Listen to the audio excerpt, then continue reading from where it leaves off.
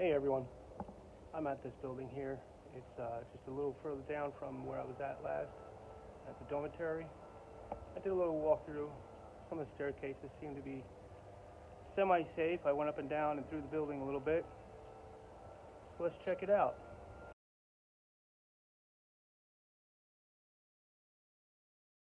Hello everyone, this is Anthony from Our Strange Meanderings. Welcome to another New York farm colony walkthrough.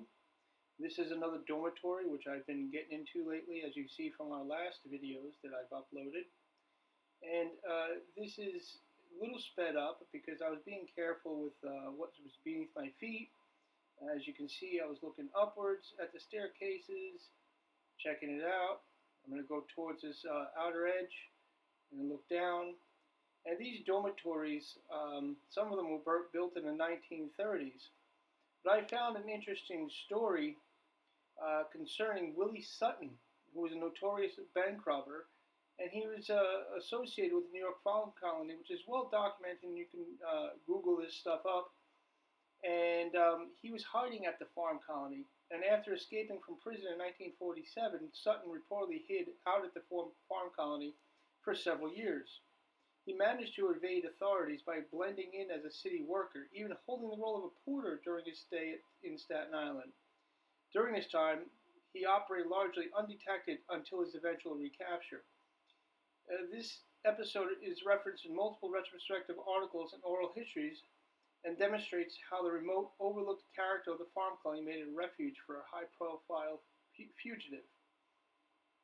Now, he was said to have worked at the farm colony, but he had a room that he rented in westerly of Staten Island.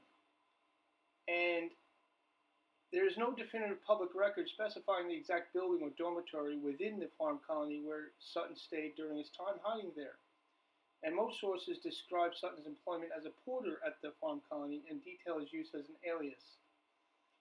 His alias was Edward Lynch, but it does not. My research doesn't have a precise location inside the farm colony itself. And then, as I said, he rented a room off-site in the Westerly area while working at the farm colony, rather than residing in the colony dormitories. Thus, while he worked and hid at the farm colony during the day, his actual living quarters were likely in the nearby private residence, of which I cited. Now, where we are is just looking up at the inside of these buildings, and you see it's very overgrown. Nature's been reclaiming it.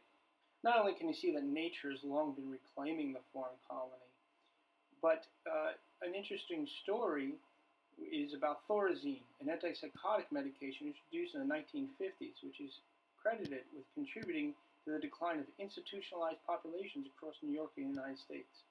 In the context of the farm colony, sources state that the widespread use of Thorazine and similar medications led to a sharp decline in the number of able-bodied workers on the farm, as it sedated patients who once formed the institution's workforce. The phenomenon accelerated the transformation of the colony from a working poor farm to essentially a geriatric center and contributed to its ultimate closure and abandonment.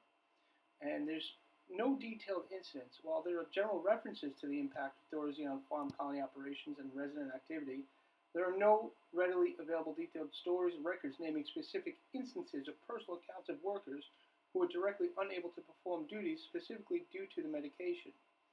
Most sources speak to the general institutional trend of population decline and the reversal of work requirements as medication and modern social programs replaced earlier methods. I apologize getting a little tongue-tied in this, but there you have it. That's some of what led to the decline of the poor farm colony. Here, as you see, some more of my walkthrough, collapsed elevators, dumpsters, dumbwaiters that have come down, ceilings have come down. It's just been like this for decades. And I think if ever there's a chance for them to restore it, it's going to take a lot of work. Maybe because it's been sitting here for so long, plans have been delayed and delayed, and what we have left just stories and memories.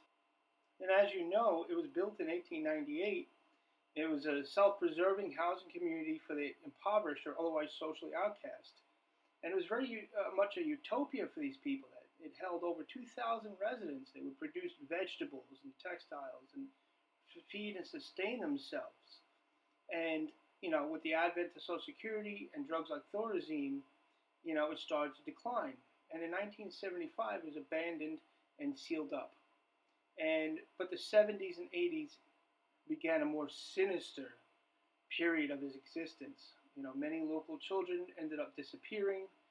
We know the stories by now if you've seen Cropsey and other documentaries, and if you lived through the period such as I did in Staten Island in the late 70s, early 80s, mid 80s as well, the stories of Andre Rand and the vagrants that lived in the tunnels that were part of his group, and finding murdered children,